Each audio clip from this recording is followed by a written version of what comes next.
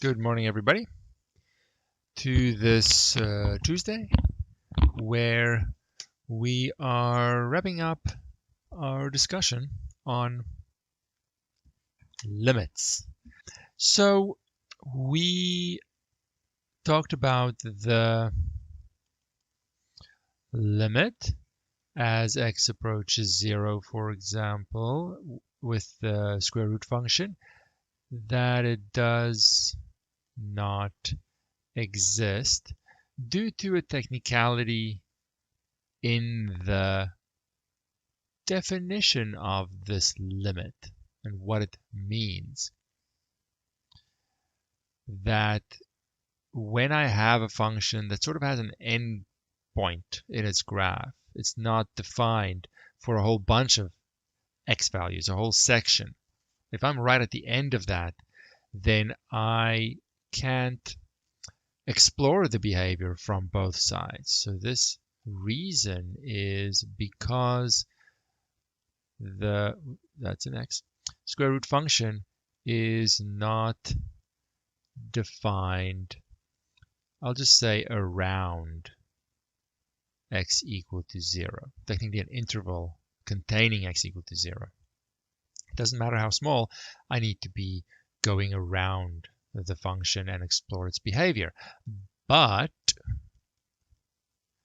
the limit as we approach 0 from the right only exists, and we're all good, because then we are saying, no, we don't care about exploring behavior where there is no behavior to explore. It's silly. Let's just come at it where we can, and then there is nice, stable, predictable behavior and no problem at all. So we have a two-sided limit, and we have a one-sided limit where appropriate. Okay. Now I want to look at, what do I want to look at? Let me just see what the problems I want to do before I make an example that is exactly the same as those problems. Let's do this problem now. Make a new page for the problems. Okay, I want to look at problem 2.3, number 3. Problem 2.3, number 3. And we have the limit as x approaches 5 from the left, square root 5 minus x. Now, whoa, that's an ugly x. Getting a lot of lag because of D2L. So annoying. I appreciate that some of you responded saying what platform you prefer, and no one said that they wanted D2L, but people still complain when I don't do it.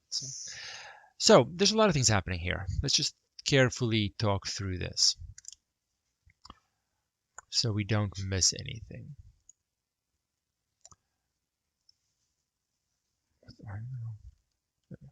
Okay.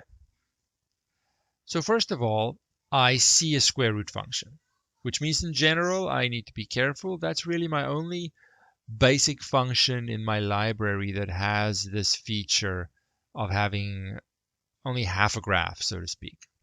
So I need to watch out if I'm at that endpoint. Now I don't need to graph it, though we will at the end to visualize what's happening. What I need to make sure, again, I can look at the form of this limit to help me. Because all the form is doing is it's looking at pieces making up the function, but separate from each other. So I see a square root piece, and I see the inside of the square root. I can separate those two. if it's too confusing to me. It doesn't have to be a numerator and denominator. The only thing the form is doing is asking, how do pieces behave separately? Those pieces can technically be anything, sometimes more convenient than others, to be fair. So I'm leaving the square root as a piece, so to speak. And the 5 minus x I then have to explore. What is that doing? Because that's not a hard thing to figure out. Well, if x is getting closer to 5, I know that 5 minus x is getting closer to 0. But how? Exactly. Because I have a one-sided limit. X is always a little less than 5. A little less, 4.99, something like that, which I then subtract from 5. So 5 minus x is going to go to 0, but will it be positive or will it always be negative? That is my question.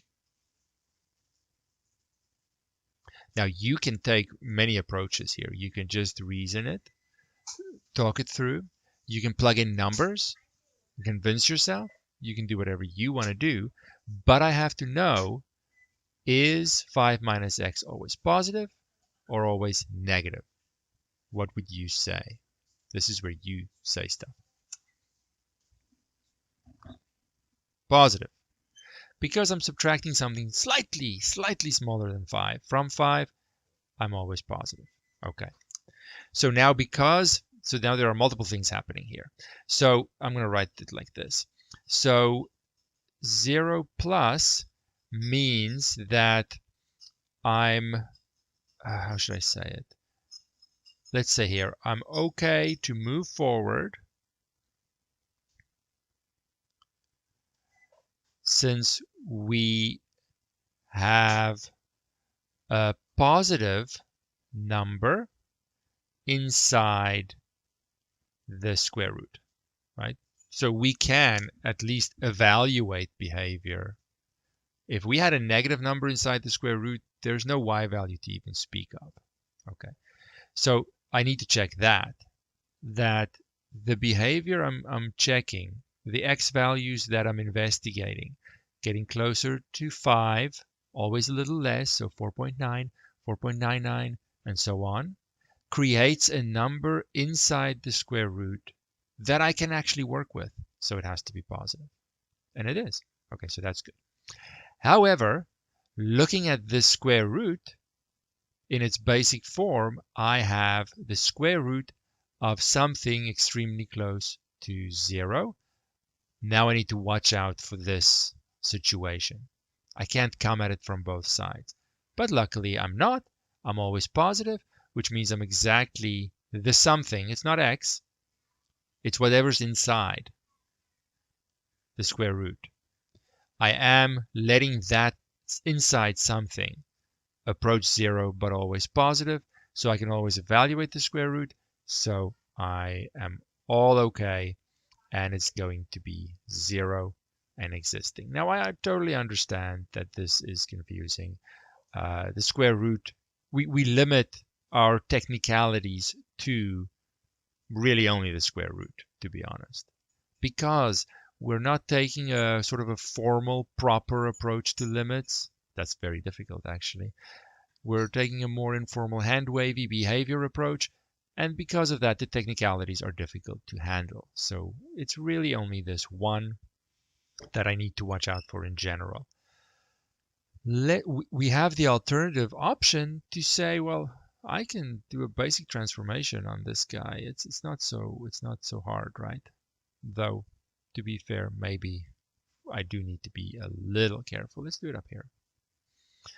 If I want to have the transformation approach to this, then perhaps I should put the negative in front and see the inside properly. Negative x plus 5.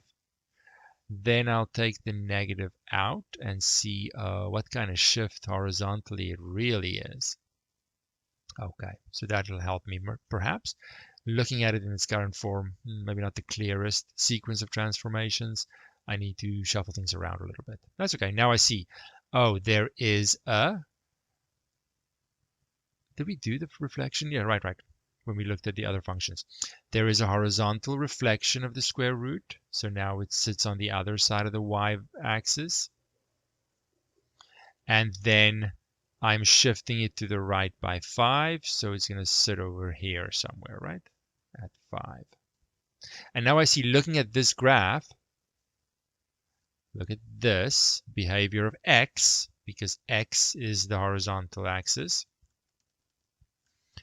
If that is coming towards 5 from the left, the y value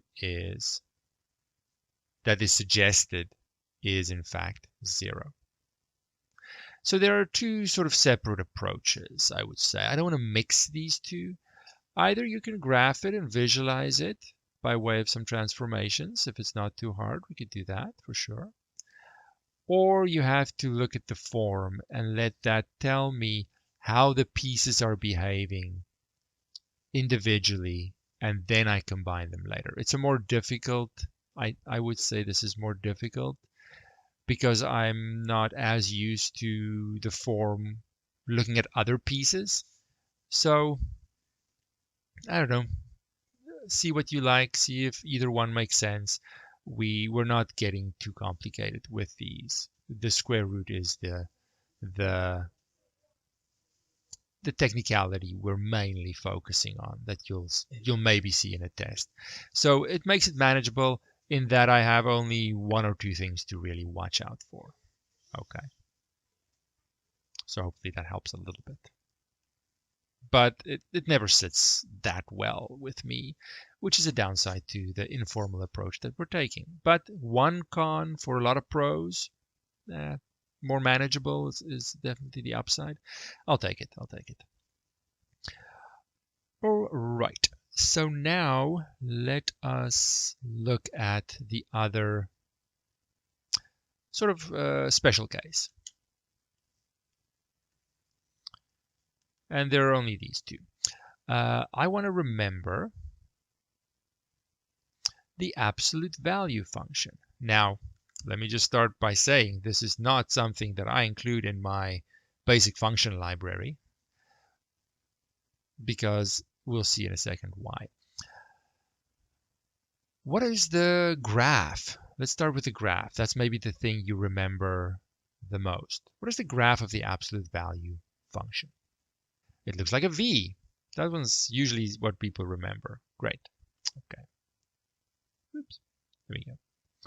It looks like a V with a sharp point here because it's really made up of two graphs. This guy is y equals x, and this guy is y equals negative x. The function is really a piecewise defined function, trying to trick me, making it look as if it's one thing. It's really not. It's two pieces. It behaves like x if x is 0 or positive. Then the absolute value does nothing. But the absolute value changes the sign of the inside, making it positive if that inside is negative. So what we're really getting is two pieces attached at 0, giving me this function. It's not really one function. For different x values, they're different functions. It's a piecewise defined function. Okay, so now if I look at the limit, x approaches 0 from the right only.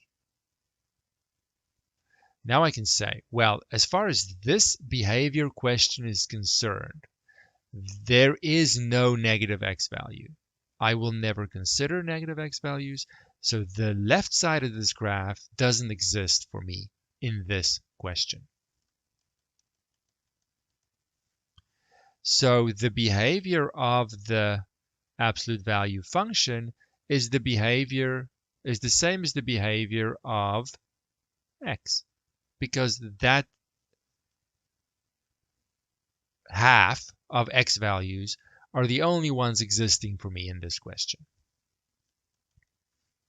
So I can simplify it to the behavior of the appropriate piece in the piecewise list. Well, that's super simple. It's 0, which totally makes sense.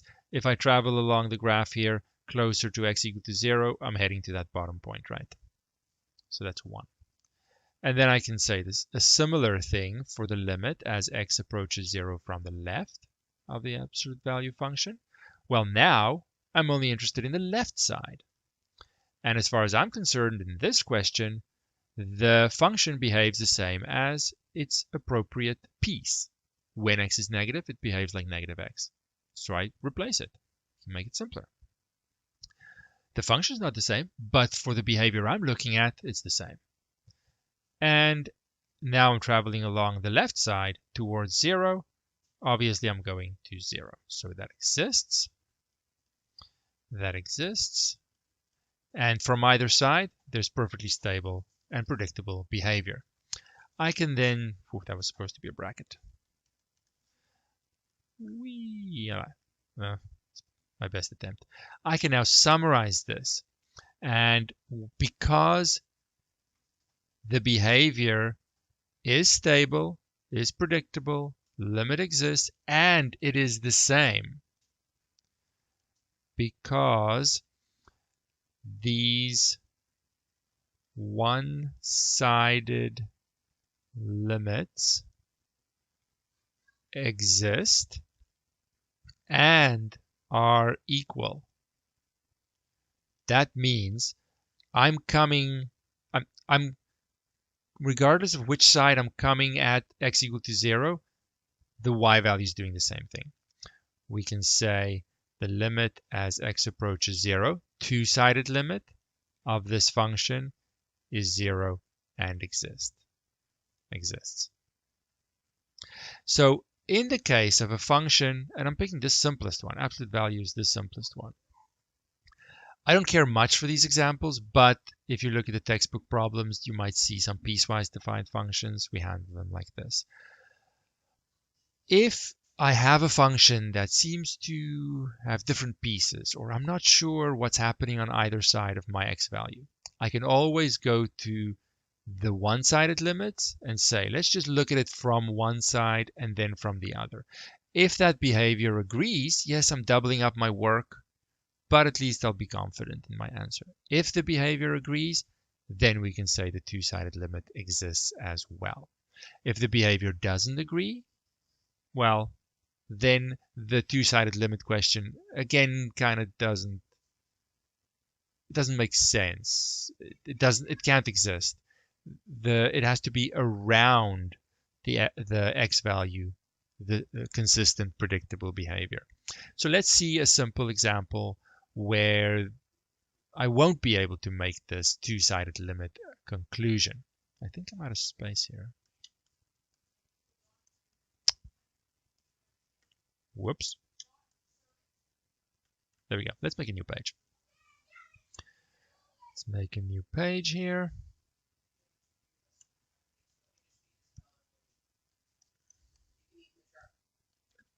Okay, so let's make a small adjustment to this example. And I want to look at this question. X is coming through, approaching 0, and I'm going to take this function.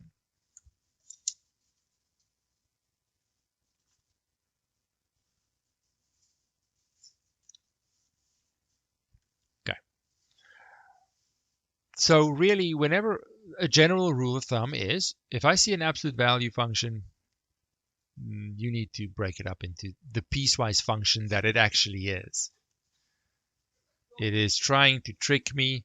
It is not a function like the others. It comes in pieces. Well, now this only depends on the absolute value of x. So I know that if x is 0 or more, then the absolute value does nothing. It's equal to x, right? It's up here. Nope, not there. Where was it? Where is that? Oh, here it is. Haha, nice. Absolute value can be replaced with just x if x is 0 or positive. So then I'll have x over x, which means it simplifies to 1. If I have negative x values for any reason, then the absolute value of x becomes negative x over x, negative 1. So what does this function look like? Let's see it. It's often a function that's used to illustrate little examples. Now, I can't actually have 0, right? Because I would have 0 over 0. That's not 1. So I have to actually exclude the possibility of x equaling 0. But that's okay. So it's 1 for positive x. Let's put 1 over there. So I'll make an open circle, and then it's always the same. So I have a horizontal line like that. And let's say negative 1's over here. I'll make an open circle because I'm never at x equal to 0. Woohoo, that's not going to be easy to draw.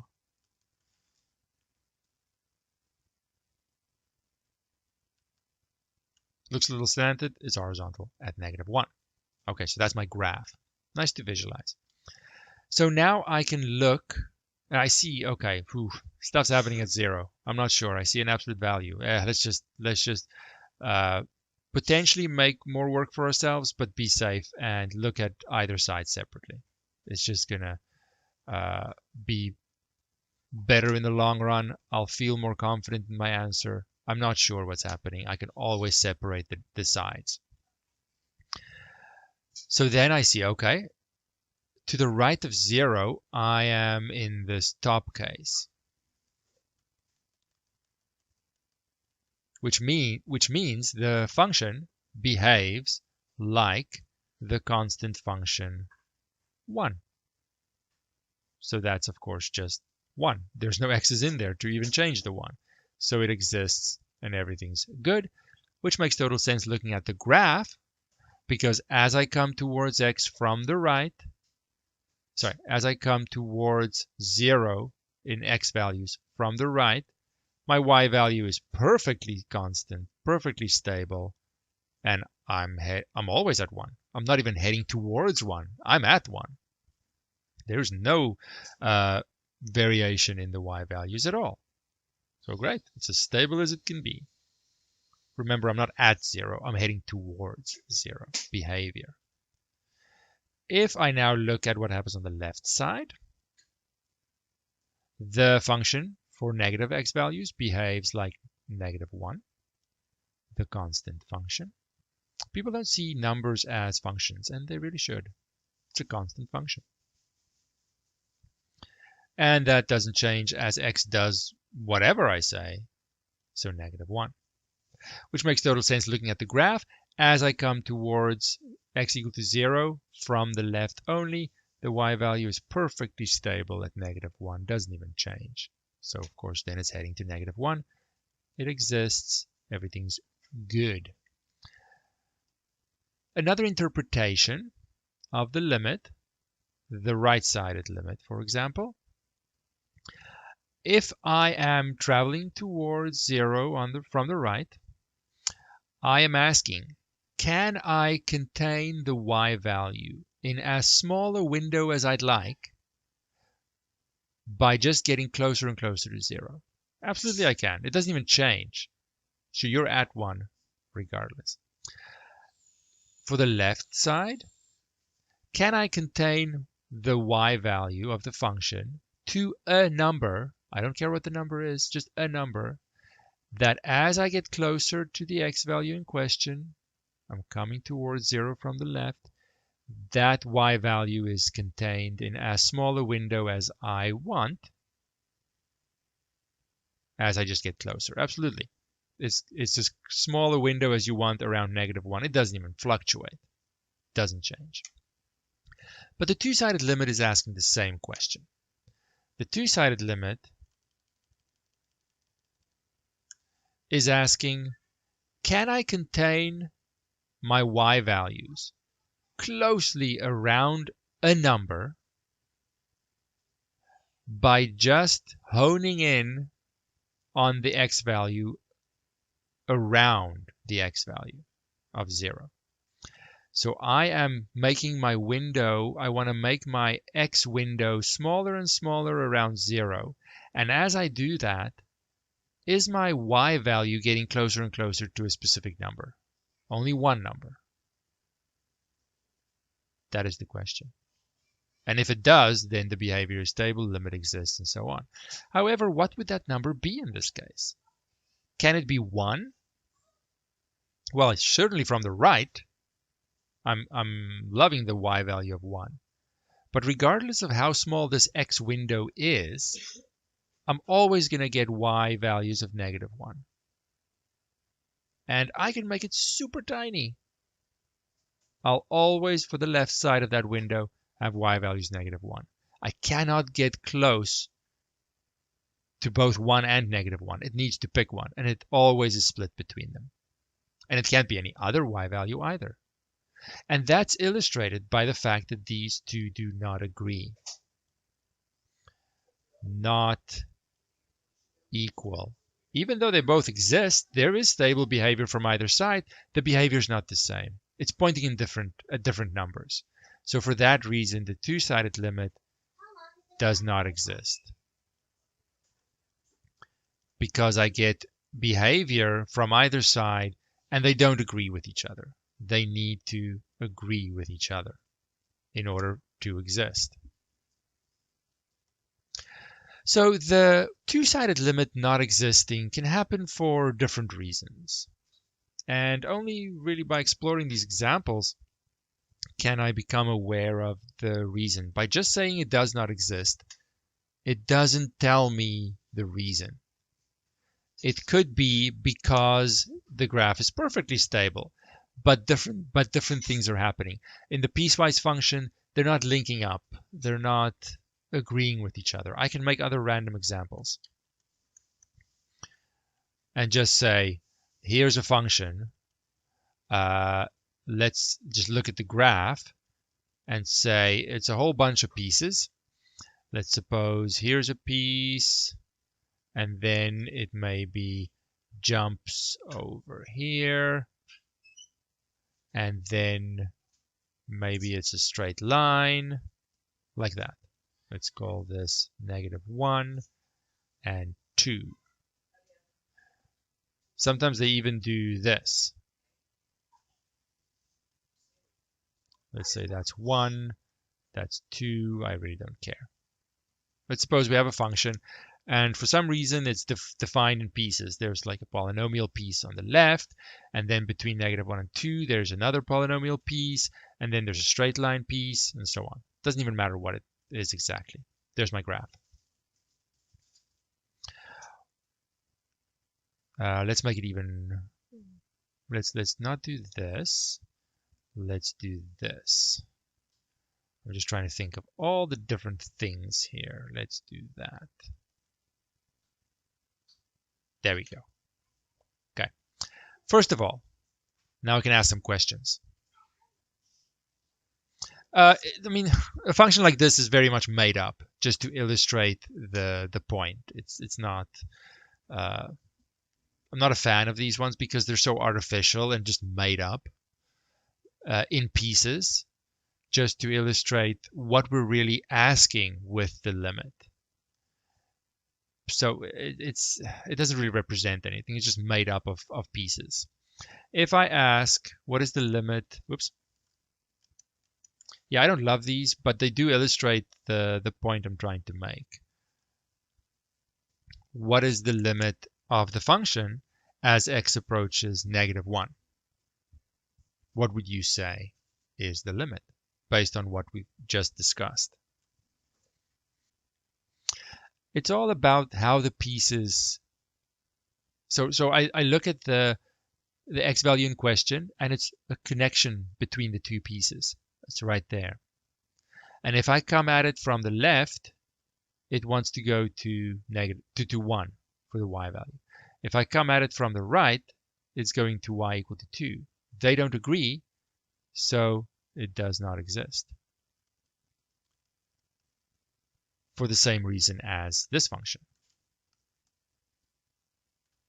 I can't hone in on a y value, regardless of how small my x window is. The one-sided limits do not agree. It doesn't exist. Okay. What about the limit as x approaches 2 of the function?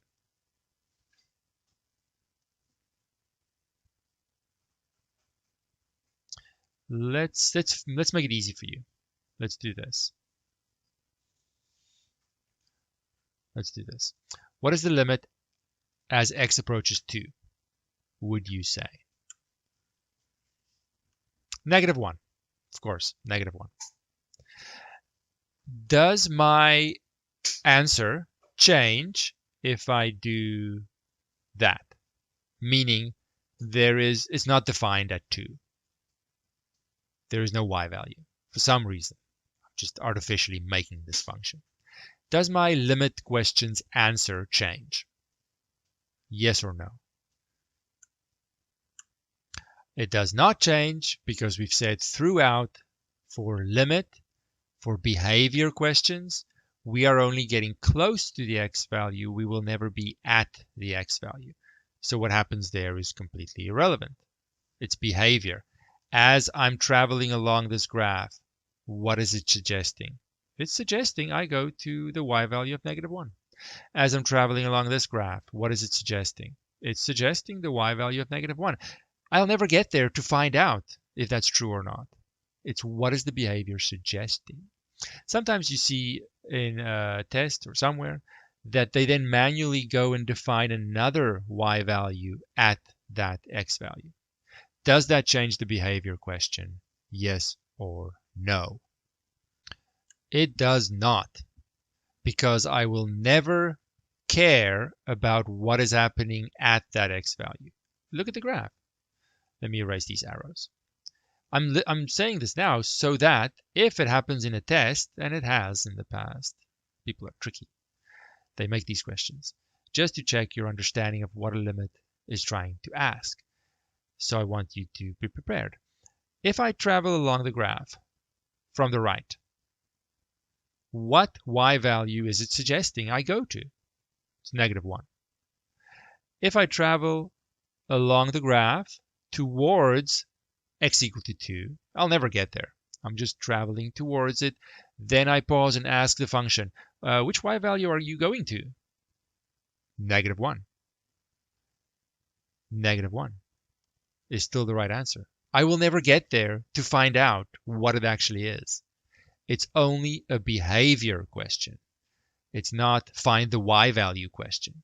The limit is not the same as find the y value of the function. Completely different. Sure, if there's nothing strange happening, the function's continuous, it's one piece, everything's good, then the questions overlap. But this function is not continuous. I draw it, I lift my pen, I make a dot, I draw it again. I've made a jump. It's not continuous. The questions are now completely different. Okay. Things like that really test my understanding of what the limit question is saying and what it's not saying, and how do I figure out which one it is. Very, very nicely. That said, of course, you don't have to understand everything right away, but that is your goal ultimately, to understand just what the language is asking. I'll do a couple of problems. I'm not saying they're super hard, but they're problems. To fill the time, I'm going to do let's see, I don't even have absolute value questions in here. That's terrible. Oh, all right then. The textbook, I'm sure, has some. Let's see, I want to do number 5. Let's just do number 5 and be done with it, instead of me jumping around. Have we not? Oh, maybe we've done 5. I don't remember. We'll do it now. It is the limit x approaches 2 from the left of 5 over x minus 2. So now I need to start making a plan here. I need to know that when I see something like this, what am I going to do? I can't on the spot say like, oh, sometimes I do this, sometimes I do that. If I feel like this, I'll do that. I don't know, really. I'll just see how it goes. No, it's a recipe for disaster. You need to have a plan. What do I do to understand this limit?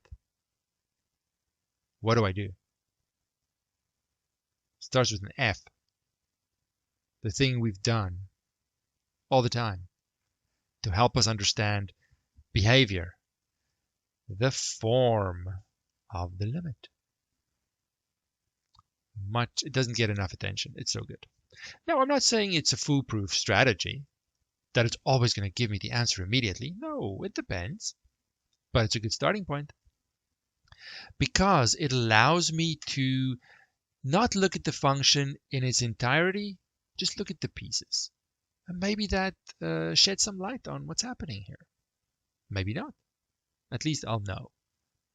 So the numerator stays constant at 5. Great. That's always nice.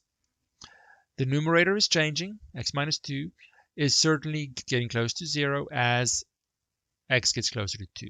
But x gets closer to 2 in a specific way. So maybe I can have a little more information here. I can say, well, x is always less than 2, 1.9, 1.99. Then I subtract 2.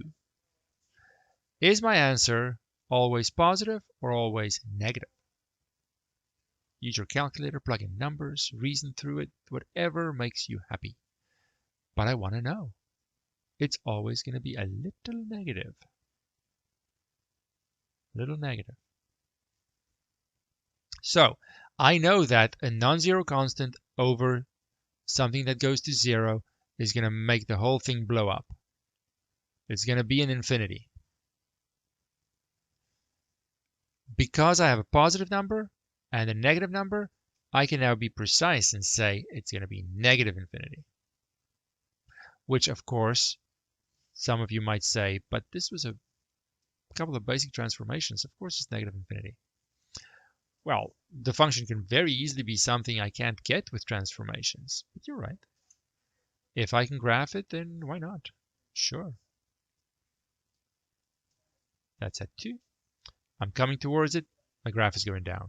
So it's nice to have that visual confirmation, but it's not always going to be possible. It's not always going to be possible.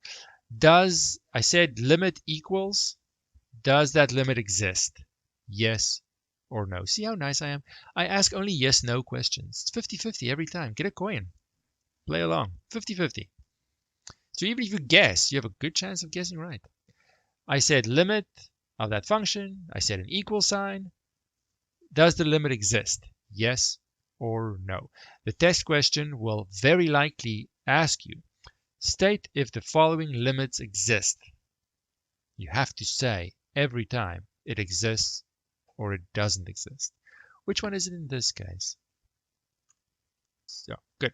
Doesn't exist. Doesn't exist because infinity is not a number. It might get annoying that I say these things over and over and over, but I do it because every single test, especially the final exam, people do these things wrong all the time. And I don't want that to be you. So I am like a broken record saying the same things over and over and over so that in a test, you're going to sit there thinking, oh, wait, he said this like 15,000 times. I should remember. I'm doing it to help you because somewhere, someone keeps doing this wrong. Okay. Nice. That was a nice one. Simple, really. If you know how to look at this, super, super quick to do. And historically speaking, it's true. I'm not making things up. I wouldn't lie to you.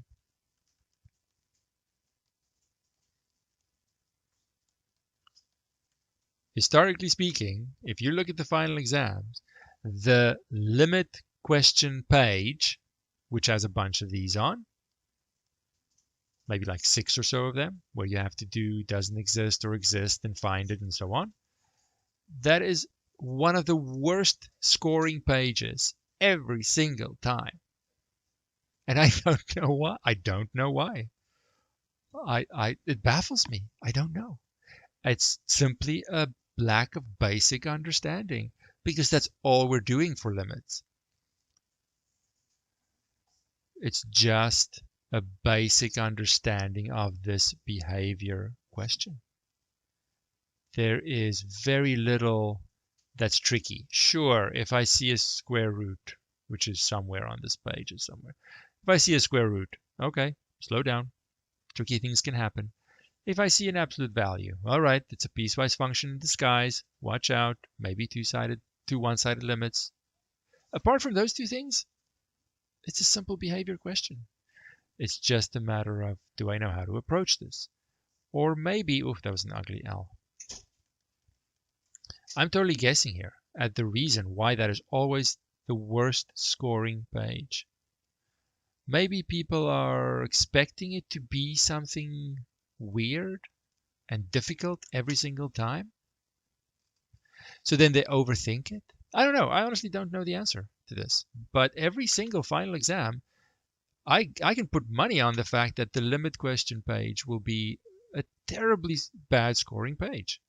And I don't know why. I don't know. It's baffling when it shouldn't be. There's no reason why a question like this should be difficult. How do you approach something like this? Okay, fine. You could do the form. Sure. But I do quickly scan over the function. Like, oh, it's a rational function. I know if I'm not dividing by 0, I'm good to just plug in the x value. But then I see, oh, I am dividing by 0 because x wants to be 2. So that's not going to be allowed. Go to the form, see what happens. Great. So I do scan over the function and see, oh, it's a linear function. It's a polynomial, defined everywhere. I could not care less what the x value is. I plug it in. 3 times 1 minus 4 equals -1 exists. So easy. If I know how to look at limits for our level, I will say for our level, there's really no reason that any of this should be super confusing. It's all a matter of, yes, there are a lot of little things maybe that I have to get used to. There aren't that many technicalities. There aren't that many combinations of how the form could look. I can get a slightly weird looking form I might not be super used to. But that's okay. There's more than enough problems. Any thoughts or questions so far? I'm just trying to scan through the problems here to see which one's a nice one that could potentially give me some problems. What is happening to the PDF here?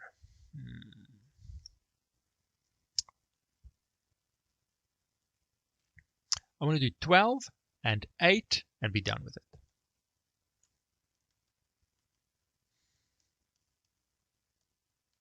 Then it is up to you. But I understand that the problem book doesn't have any solutions. Feel free to email me your attempts. Ask me to check it. It's all good. Just send me the questions with the answers. I don't want to jump around and go, look, what was this question? Then go back to your email. Oh, that's super annoying. If all the information is in your question and you want me to check an answer, I am happy to do that. But it's ultimately up to you to practice, practice, practice. Number 12 first. 12 is limit of x approaching -5 from the right. 1 plus root 5 plus x. Close the square root. Put brackets around if you like. Do whatever you like. Okay. I see a square root. So I need to watch out if I'm at the endpoint, if I'm coming towards the x value with positive numbers inside the square root so that I actually have something to evaluate, right? There are a couple of issues here. The issue is I need the function to be defined on the x values the limit wants to investigate. And because it's a square root, I need to watch out for the endpoint of the inside heading to 0, which is exactly what's happening. So form of the limit helps me just track the pieces. Now the 1 I can't do anything about. The square root I'm going to leave. So what's happening to 5 plus x? As x gets close to -5, that wants to get close to 0. But I'm always on the right of -5, which means I'm always a little bit more than that. So negative 4.99, negative 4.999. If I then add 5, I'm going to be positive, but very, very close to 0. So there's no issue with the positive aspect. The function is defined for any x value I want to investigate. However, I am at the endpoint of a square root, so I need to watch out. Is it a two-sided limit? No, it's a one-sided limit. I'm coming at it from the positive side. Everything is good to just plug in. And it's going to be 1 because the square root of 0 is 0 exists. So yes, you don't show much. You show the answer, you say exist. And that's the same in the test as well. But you do whatever you need to do to figure it out. Okay. So these ones people find a little more confusing, perhaps. There are more things happening here, absolutely. We don't have time for number 8, but it's this very similar kind of thing. Very similar. Let me just do an example, another extra example here, very quick. If I ask for the limit as x approaches 5, I don't even care what the direction is. Like that. What would we do now? I do the same thing initially, in that I see a square root, so I need to watch out. Maybe you do want to check the form. Okay, 1 plus square root of something. What is happening to the inside something? Well, x gets close to 5. 5 plus 5 is 10. There's no issue whatsoever. Right? It's only at the endpoint where the square root function has the issue at 0. And I'm far, far away from that. So I just plug in the x value. But if you're not sure you can plug in the x value, you can still look at the form, because in the case where the function is continuous, the form is the same as finding the y value. I can write a plus here. Actually, no, it's not a one-sided limit, right? So I can't even do a plus or a minus, but I'm far away from 0. It doesn't matter. It doesn't matter. So many people look at this limit and try and make it to be more complicated than it is. It's almost a trick question. It's almost a trick question that normally you would expect it to be a one-sided limit. You would expect the inside of the square root to be heading to 0. You expect the worst case. Then, when the question doesn't give you the worst case, you don't know what to do. Because you're sort of conditioning yourself to always expect square root of 0, worst case, endpoint, one-sided limits.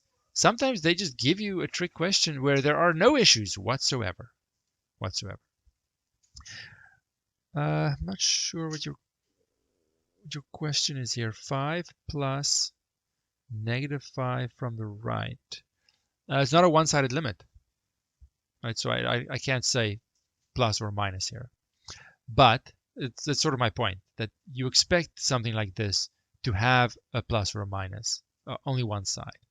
You expect inside the square root to be 0. So then many people just assume it's going to be 0. They don't actually read this for what it is.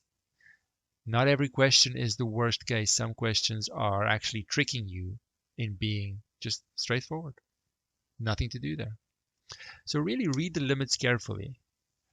Not many of these trick questions happen because they're trying to set you up, make you used to one thing and then flip it around and just be a normal continuous function at the x value in question.